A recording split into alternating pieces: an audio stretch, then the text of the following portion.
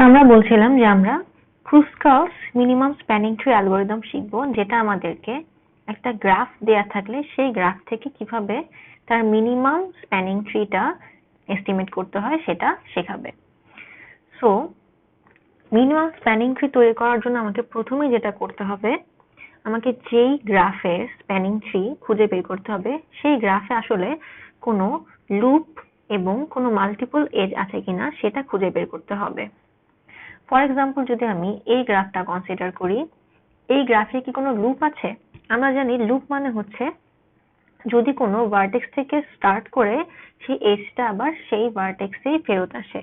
এখানে লক্ষ্য করো, নোড সি তে একটা এজ আছে যেটা স্টার্ট করে সি থেকে আবার সি তেই ফেরত এসেছে এবং সেটার কস্ট হচ্ছে 1। সো যেহেতু এটা একটা লুপ, সো এই লুপটাকে আমরা রাখতে পারবো না, সো এটাকে আমাদের বাদ দিয়ে দিতে হবে। এবং নেক্সট কাজ হচ্ছে কোনো মাল্টিপল এজ আছে নাকি সেটা খুঁজে বের করা। দেখো, এ এবং বি এর মধ্যে কিন্তু দুইটা এজ আছে, একটা এজের কস্ট হচ্ছে 6 এবং একটা এজের কস্ট হচ্ছে 9। সো যদি কোনো দুইটা নোডের মধ্যে একটার বেশি এজ থাকে তাহলে সেটাকে মাল্টিপল এজ বলে, আমরা জানি।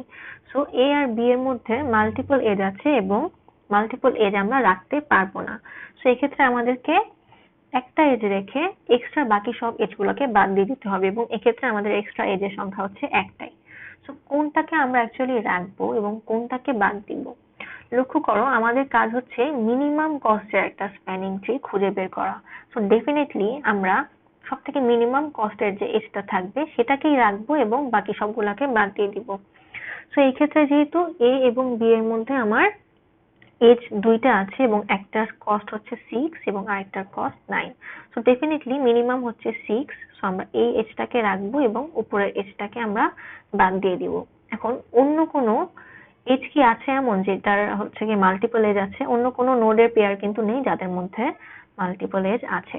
সো আমাকে আর কোনো কিছু করতে হবে না, এখন আমার গ্রাফটা রেডি হয়ে যাবে মিনিমাম স্প্যানিং ট্রি এস্টিমেট করার জন্য। সো এই যে দুটা এজ, এই লুপের এজটা এবং এ আর বি এর মধ্যে কস্ট 9 এর যে এজটা, এই দুটাকে আমরা বাদ দিয়ে দিব। সো বাদ দিয়ে দেওয়ার পরে আমার ফাইনাল গ্রাফটা দাঁড়াবে এরকম। সো এখন এই গ্রাফের উপরে আমরা মিনিমাম স্প্যানিং ট্রি ক্যালকুলেট করব। So minimum spanning tree calculate করার জন্য আমাদেরকে যেটা করতে হবে, এই গ্রাফে যতগুলো এজ আছে প্রত্যেকটা এজকে তাদের কস্ট অনুযায়ী আমাকে অ্যাসেন্ডিং অর্ডারে সাজাতে হবে। সো এই গ্রাফে অ্যাকচুয়ালি এজের সংখ্যা কয়টা? 1 2 3 4 5 6 7 8 9। সো এই গ্রাফে টোটাল 9টা এজ আছে এবং প্রত্যেকটা এজেরই কিন্তু কোনো না কোনো কস্ট অ্যাসাইন করা। সো আমাকে যেটা করতে হবে, প্রত্যেকটা এজকে তাদের কস্ট অনুযায়ী ছোট থেকে বড় আকারে সাজাতে হবে। সো এই গ্রাফে যদি খেয়াল করো, আমাদের সব থেকে ছোট কস্ট হচ্ছে গিয়ে 2 এবং কস্ট 2 এর আমার দুটা এজ আছে, একটা হচ্ছে বিডি এবং আরেকটা হচ্ছে ডিটি। সো এই দুটাকে আমার সবার আগে লিখতে হবে যেহেতু আমি ছোট থেকে বড় আকারে কস্ট গুলাকে সাজাচ্ছি। এখন বলতে পারো যে দুইটা এজের কস্টই তো সমান, সো কোন এজটাকে আমরা আগে লিখবো? সো এটা আসলে ম্যাটার করে না, আমি বিডি কেও চাইলে আগে লিখতে পারি এখানে, আবার ডিটি কেও চাইলে আগে লিখতে পারি। সো যদি কস্ট সমান থাকে সেক্ষেত্রে সিকোয়েন্সটা আমি আমার ইচ্ছা মতো লিখতে পারি, কিন্তু অবশ্যই আমাকে অ্যাসেন্ডিং অর্ডারে সাজাতে হবে।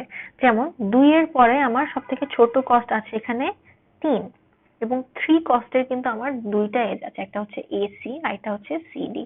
সো আমি এসি এবং সিডি এই দুইটা কস্টের এজকে এখন লিখবো।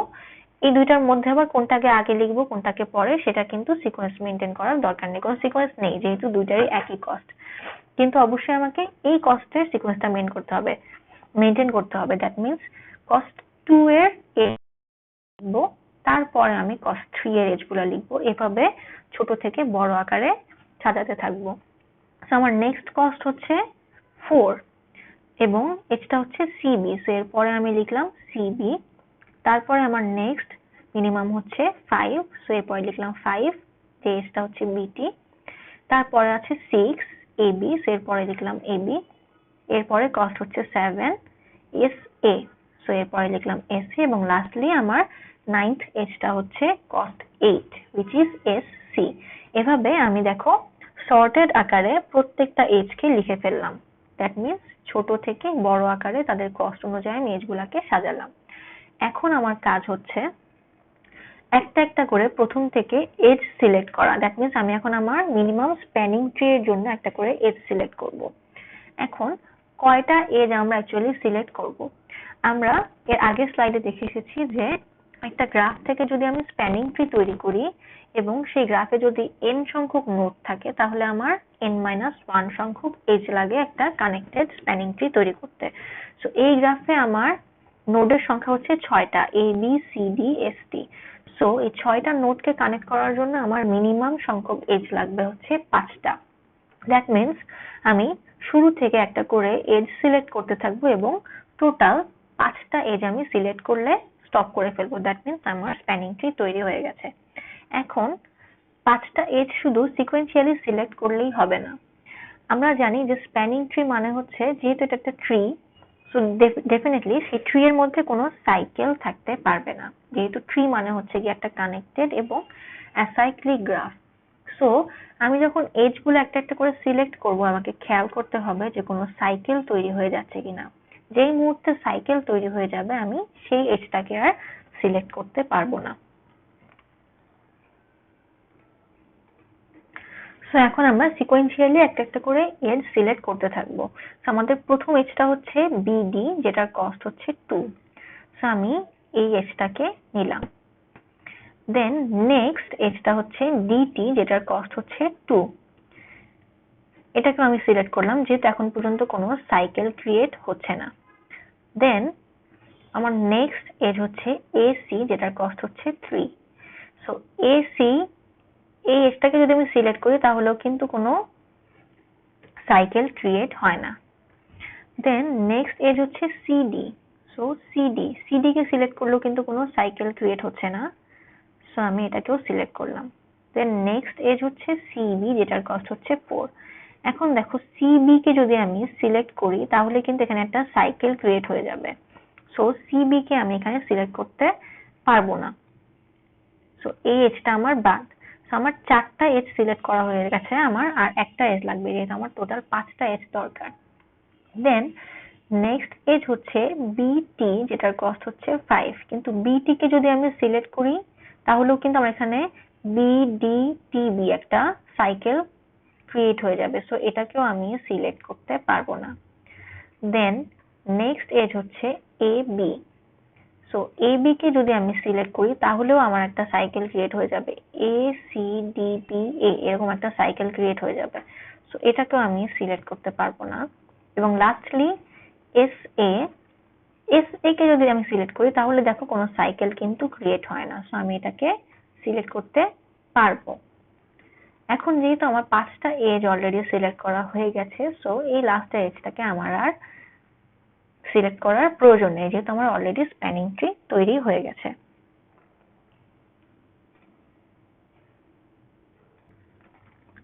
তোমাদের এই স্লাইডটার মধ্যে কিন্তু স্টেপ বাই স্টেপ প্রত্যেকটা স্টেপই এখানে দেখানো আছে। ফর এক্সাম্পল, প্রথমে আমি কস্ট 2 এর 2টা এজ সিলেক্ট করলাম। দেন আমি কস্ট 3 এর 2টা এজও সিলেক্ট করলাম, যেহেতু কোনো সাইকেল ক্রিয়েট হচ্ছে না। এরপরে আমার মিনিমাম কস্টটা ছিল হচ্ছে গিয়ে 4, কিন্তু 4 সিলেক্ট করলে আমার এখানে সাইকেল ক্রিয়েট হয়ে যাচ্ছে। সো 4 কে আমি সিলেক্ট করতে পারবো না। নেক্সট কস্ট ছিল 5 কে সিলেক্ট করলেও এখানে একটা সাইকেল ক্রিয়েট হয়ে যাচ্ছে। সো 5 কেও আমি বাদ দিয়ে দিলাম। তারপরে কস্টটা ছিল হচ্ছে 6 কে সিলেক্ট করলে আমার এখানে এ বি সি ডি একটা সাইকেল ক্রিয়েট হয়ে যাচ্ছিল। সো 6 কেও আমি সিলেক্ট করতে পারছি না। দেন নেক্সট কস্ট ছিল আমার 7। সো 7 কে যেহেতু সিলেক্ট করলে কোনো সাইকেল ক্রিয়েট হয় না, সো 7 কে কিন্তু আমি সিলেক্ট করতে পারবো এবং এরপরেই আমার স্টেপগুলো স্টপ হয়ে যাবে, বিকজ আমার 5টা এজ অলরেডি সিলেক্ট করা হয়ে গেছে এবং এটাই আমার final minimum spanning tree. So এভাবেই ক্রুস্কাল অ্যালগরিদমের মাধ্যমে আমরা একটা গ্রাফ দেয়া থাকলে সেখান থেকে মিনিমাম স্প্যানিং ট্রি ক্যালকুলেট করতে পারি। সো স্টেপগুলো যদি আমি একটু ব্রিফ করি, সবার আগে আমার কাজ হচ্ছে গিয়ে যদি গ্রাফের মধ্যে কোনো, আচ্ছা স্টার্টিং এর স্লাইডটায় যাই, যদি গ্রাফের মধ্যে কোনো লুপ অথবা মাল্টিপল এজ থাকে সেটাকে আমি বাদ দিয়ে দিব এবং গ্রাফটাকে আমি প্রিপেয়ার করব অ্যালগরিদমটা রান করার জন্য। এবং নেক্সট কাজ হচ্ছে কস্টগুলাকে, আমার এজগুলাকে তাদের কস্ট অনুযায়ী অ্যাসেন্ডিং অর্ডারে সাজানো, দ্যাট মিনস ছোট থেকে বড় আকারে সাজানো। এবং এরপরে আমি শুরু থেকে একটা একটা করে এজ সিলেক্ট করতে থাকবো এবং টোটাল n-1 সংখ্যক এজ সিলেক্ট করব। এবং এজ সিলেক্ট করার সময় আমাকে শুধু একটা জিনিসই খেয়াল করতে হবে যে কোথাও কোনো সাইকেল ক্রিয়েট হচ্ছে কিনা। যদি কোথাও কোনো সাইকেল ক্রিয়েট হয় সেক্ষেত্রে সেই এজটাকে আমরা নিতে পারবো না। এবং যখনই আমার n-1 সংখ্যক এজ সিলেক্ট করা হয়ে যাবে তখন আমার মিনিমাম স্প্যানিং ট্রিটা তৈরি হয়ে যাবে।